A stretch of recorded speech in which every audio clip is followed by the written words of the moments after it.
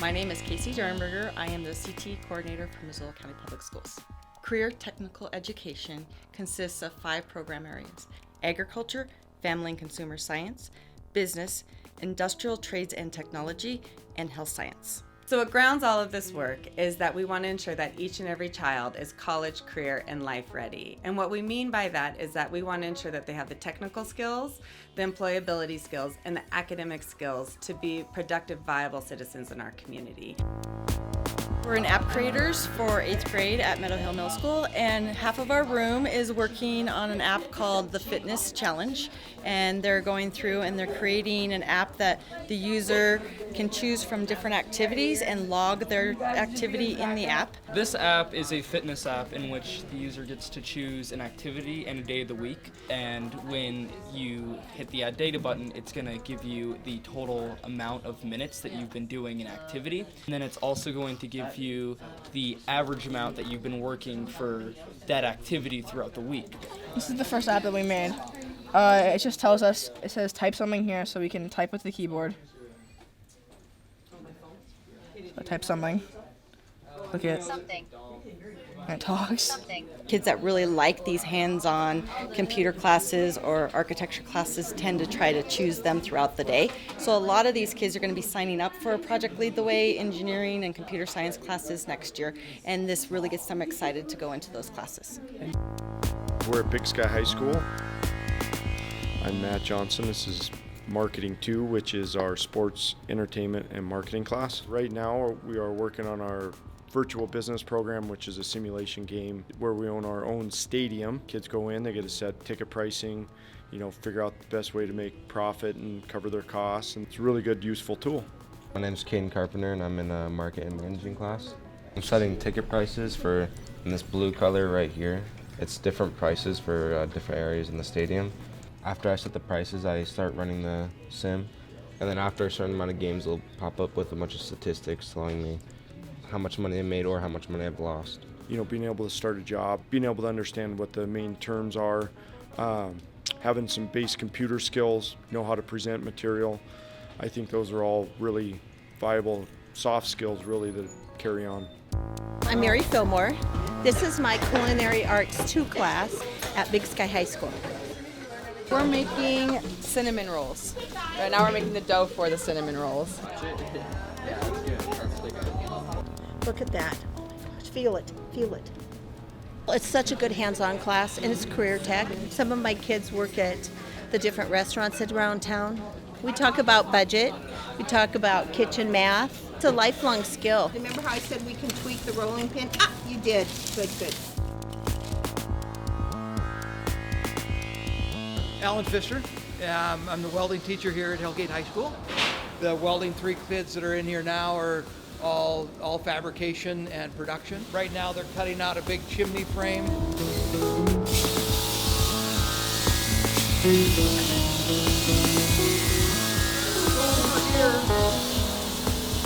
You can see a big scene that they're putting onto the chimney cast. Each of these purple lines are a cut path. Just got it completed, so let's check it out. I'm Greg Chambers. Yeah, I'm a senior. Well, I had to draw it all up on a computer, and then I designed it. I've checked this maybe 4 or 5 times, just so I didn't mess up. This took me about a year, so I'm happy to be done finally. But now I have to grind it all down, and that's probably going to take the longest, to be honest. Kids put together some cool projects and get a chance to be examples for other Welding 1 kids. And Welding 2 kids will make up ones for Christmas gifts, and usually Bobcat logos and Grizzly logos. And a student designed a coat hanger. They sell these, I think, for about $10, $15 a piece, and all the money goes right back into the welding program to buy metal and keep the kids in projects. So 6 years ago, my predecessor, Jim Swafford, had a vision to showcase what the kids are able to do in the welding class and produce a nice gateway to Hellgate High School. It's really a masterful piece of great vision and craftsmanship from kids. My name is Sophia Reeves, and I am 13 years old. We're at Meadow Hill Middle School, and we're in green architecture. So today we are building our sheds. So now all we need is the door. I like this class because it's really hands-on, and we learn a lot about architecture, and we're really able to, it's like easy to focus and easy to pay attention because it's really interesting. You know, it's fun, but it's kind of challenging. You know, I grew up playing on Legos, but you know, this is a harder challenge, right? My name is Brian Hoover. We're at Hellgate High School, or Industrial Trades and Technology area, my CAD lab, and then right here is kind of our fabrication maker space. The goal is to have sort of a collaborative space that everybody can benefit from. What I'm cutting here is an award I'm working on for my friend who recently became an Eagle Scout on his 18th birthday, the latest you can. So right here, I created a little model award yesterday to test the printer. Engineering is probably the most fun I have with any class, so I've made a lot of room in my schedule for next year, this year, and last year to fit engineering in. There's a lot of classes, I feel like it's very instructional. I have to do this, this, and this. But in this class, I have a lot of fun because I have an end goal, and I've learned tools earlier on in the class on how to get to that end goal, and I can apply the knowledge I've used before to get to, say, completing a project or do something of my own. Chip Reinhardt. This is Math 111. It's math for the building trades. It's basically the math behind all the trades. My name is Kayla, and we're in math class. Yeah, I actually like working in these classes because I'm more of a hands-on person. So it's way more easier to do this stuff for me, and then especially doing the back when you can do your own designs with your own names and stuff. Because then you can keep this forever, because when you're older and then you look back at it and it's just great to look at. These students, they designed benches for Jeanette Rankin Elementary School, and we're doing a production on them. So we worked out as a class project on how we're going to assembly line to put these together, who's going to take what jobs, how much material we need, how much should we charge them. We pre-cut all the pieces, pre-stained all the pieces. Sharon here is marking out to pre-drill all the holes so all the screws look pretty and all in the same spot and symmetrical. So they framed this up. Now they're putting the backs on. Down here on the floor are all the seats. And then this group of students over here, they're working on getting the legs on the benches. So the finished product is this one over here on the cart. 10 of these are going to go to Jeanette Rankin School. And these are the picnic tables that I was talking about that were probably my favorite projects. And we had actually sold so many picnic tables this year I didn't have enough. These are just skills that everybody needs, even if you don't go into the building trades. You need to be able to fix a fence or be able to frame something up or build something. So we're teaching them just how to use a saw and a drill and how to measure. I think they'll take those skills with them for a long time. My name is Gray Gilhouse, and this is Jack Johnson. And we're at Meadow Hill Middle School in the automation and robotics class. You need to turn the headlights on, back it out of the driveway. Yeah. Take it to another house. Cords are packed down. We just got an idea of the gears and how the gears work, and then we started to go into the technology part. And now we're building real life things. So today in robotics, we're actually working on our automated builds. So kids have done, all the mechanism work. They know how those work without motors, and now we're actually into the programming bit where they have to create a build that serves a function and program it so it works with just a touch of a button. Working on projects, you have all the way till next Wednesday, get things rolling, up and running, and checked off. Our job is to get them super excited to try new things and to go through that problem-solving process and just to know that anything's possible. There are no right ways to do things. There is no one single answer. So making them kind of think outside the box and larger than just the walls of the school is the big job here. My name's Daniel Landy. We're at Sentinel High School. And this is cybersecurity and engineering, design, and development. So the EDD kids in the capstone engineering, they're working on their roundabout project. My name is Preston Stevens. I'm Zach Rusa. Brandon Gibson. And I'm Keith Brand. We, at the beginning of the year, have to find a problem in the community and then develop a solution throughout the year. So we decided that Missoula is starting to create more roundabouts and add more roundabouts into our traffic system.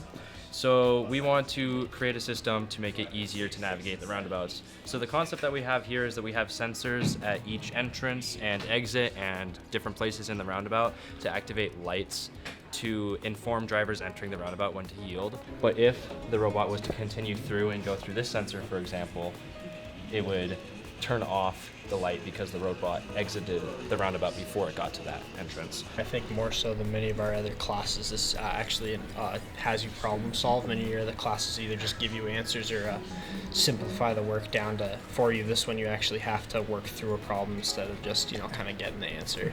So for this competition here, this is the Denso Road Safety Competition, and that was a nationwide competition, and it was basically where we just had to find an issue with road safety and see if we could solve it. But we ended up taking first in that competition in the nation, and we got a $5,000 grant for the school, as well as that sign up there, which is recognition for the achievement. Every one of us has kind of gone outside of our comfort zone on new different things. Like traditionally, I'm more of a programmer-oriented person, but I've had to do a little bit more construction and engineering-sided things. The cybersecurity students are working on a lab to try to discover who has hacked the local water treatment plant so that they can fix the security flaws before the water to a fictional city gets cut off. I'm Haley Brown, and we're in the Sentinel Cybersecurity Lab, and right now we're looking for the vulnerabilities on a water treatment system and what ports should be closed that will still enable the company to function efficiently. You're looking for the holes in a system so that you can fix them. I feel like this class is for everyone. I know a lot of people, one girl is really into horses, but she takes scouting and she's happy about it. I feel like just knowing about cybersecurity can help the everyday person because we all have devices and we all need to secure them. And that means that there's a lot of traffic coming in on the network.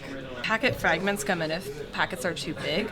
So if one of those fragments is corrupted or it doesn't have the correct information, or if it overlaps with another packet, then it marks it as red and it tells you what's wrong with it. And I'm learning because I want to. The material's right there and the lab's right there and it's very hands-on. I'm Brinley Mudd, and we are in MI, Medical Interventions at Big Sky High School. So we started with just like regular agar, and we added in some antibiotics into it, and then we put in a special gene that is going to make it glow, and right now we're just observing to see if there's growth in the plates and to see if the gene worked. If they glow, it means we've been successfully added a P-glow gene into the genetic code of the bacteria that we hit with a heat shock. That one grew. This one grew. This one has LB plus an antibiotic. It killed everything, which means that you don't have a plasmid that's giving it antibiotic resistance. I'm Jessica Tuberty. I teach medical interventions, which is the third year of the Biomedical strand for Project Lead the Way. My course is a unique blend of microbiology, chemistry, and genetics. Most people never get to do a transformation experiment until they're at the university level. These are juniors in high school, and that's because the district and the community has provided funding for our program, and we're able to do these high quality labs year after year after year. Wow! I mean, by far the best. Yeah, so if you flip it over and shine the light, so your efficiency is going to be great. Maybe even as good as like a factory, like a biotech facility. These are glowing E. coli, and so this process is called bacterial transformation, and we have placed some new instructions inside the bacteria through the process of heat shock. And it proves that you can do genetic engineering in a high school lab. Cutting edge.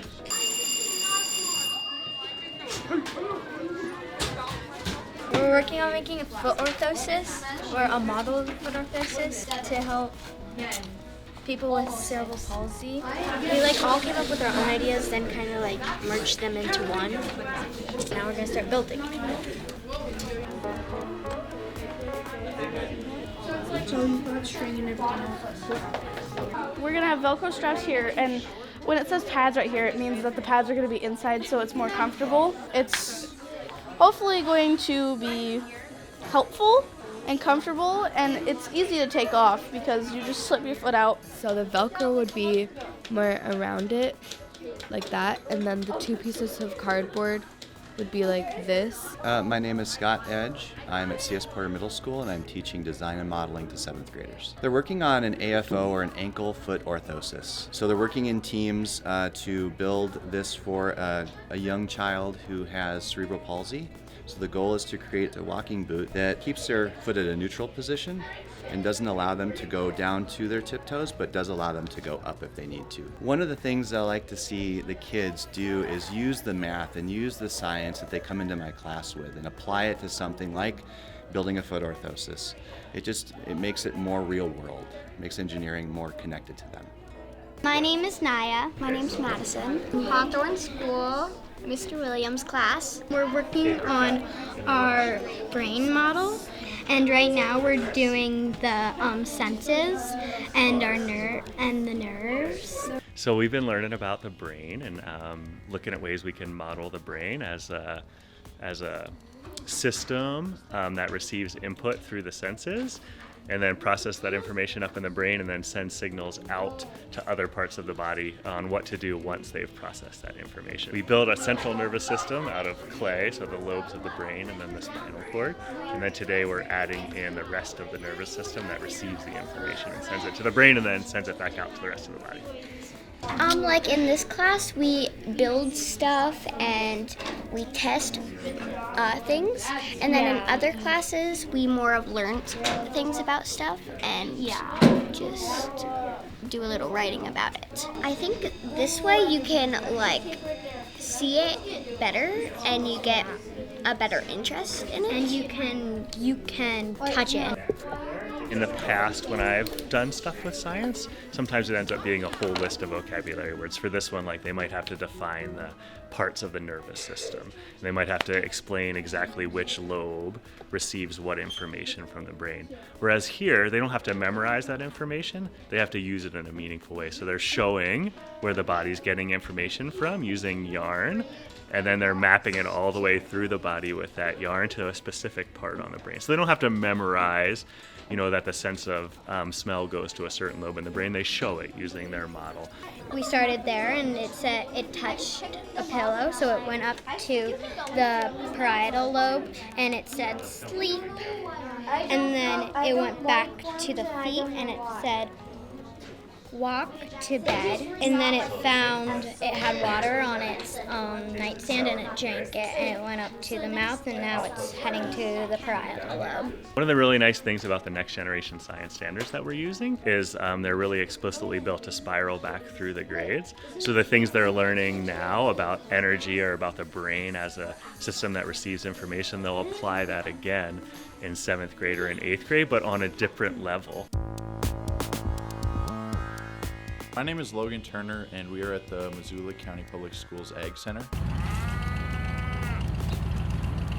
This is where all the activities that have to do with ag courses happen, and FFA. Well, I have a couple of pigs out here that I use for a breeding project, and it's really cool because I get that hands-on learning with that animal and animal science. If I decide to take a veterinary medicine, I can really apply these dynamics to that. I think most kids learn a lot better with doing hands-on projects, being out on the farm, and just learning things that are applicable to most life skills. Most people just think that we're kind of country bumpkins, but actually we're, the future chemists, we're the future scientists, and we're really dynamic, and we are really personable. My favorite part is definitely the community out here. Everybody out here has, the same common goals and interests, and it's just a really fun place to be. My name is Cindy Arnott, and this is our farrowing barn. It's our animal science barn. It shifts duties as the year goes through. So that's their mom call. They're calling the babies to come eat. So this ewe is a student ewe. This is our first set of lambs that we've had this year. My name is McKenna Quirk, and we're in the breeding ewe area of the Ag Center, where all our baby lambs are born. I think the coolest thing about CTE programs is that you get to do so much hands-on work. I would have never been able to farrow out a pig or help a lamb have her babies if I hadn't taken classes out here, or if I hadn't gotten involved and bought myself a breeding ewe. So just that hands-on experience that I'm going to be able to take into the future, because I'm really interested in veterinary medicine, so it's going to be super valuable to take all this experiential learning forward. So this is the newest addition to our Ag Center. This is the meat processing plant. And this is going to allow our students to contribute to the food cycle right from the beginning to the end. So we try to produce as sustainable a product as we can from the farm. They get put down in this area here. And then this is a certified scale here because every half of a carcass has to be weighed to become state inspected. And the animals will get washed and then they treat it with lactic acid. And then this is our first cooler. And then they get put into here, and this is the aging cooler here. We can age beef anywhere from 7 to 40 days in here. And the longer you age beef, the more tender and the more flavorful the meat will become. A lot of the food that we produce will be served in the school lunch program. So they'll be able to serve local grass-fed beef right here to the 8,000 students. So it's really important that we have strong relationships with our community leaders and that they are part of our advisory boards and that they really help inform what is happening in the classroom so that when we look to regional data and showing what are the options for our children, that we are really preparing our kids to be successful after high school. I'd like to welcome you on behalf of the Chamber of Commerce and Missoula County Public School District. Businesses have a lot of opportunities for high school students, and we just don't know that those opportunities are known about. I have some amazing businesses that are going to share pathways into their careers. They're going to share their stories of what they'll do to help students. I think of anything you do today as counselors in your school, this is going to be a day that you're going to walk out here and go, oh my gosh, I had no idea there was that much going on in this community that we could help our students. I want to thank everyone here for participating to improve post-secondary and workforce outcomes for our students. Together, we can build a more prepared and quality workforce for our community. My name is Jason DiCunzo. Our company is Domo Design Build. We build off-site modular buildings. So everything from, I like to say, doghouses, which we actually have a contract to build a very high-performance doghouse, all the way through hotels. Funny story, I'll be happy to tell any of you, anybody wants to know that. I'm going to spend a lot less time talking about my company and more about a concept that I think is really important and really what I think at the heart of what we're trying to do here. Valid professions exist everywhere. That's the beginning of this change for us. Everything that we can do to forward STEM and STEAM, everything that we can do to create a connection between what is relevant to that young person right now and how that can be relevant to where they're going to be 5 years and 10 years from now, those are the connections that create the building blocks for why my company will be successful. I think as business people, the moment that we take that on, that's where the connection occurs and this discussion can begin. If we can teach each other and the people that we work with how to learn, then we have careers the rest of our lives. That's where the connection occurs and this discussion can begin.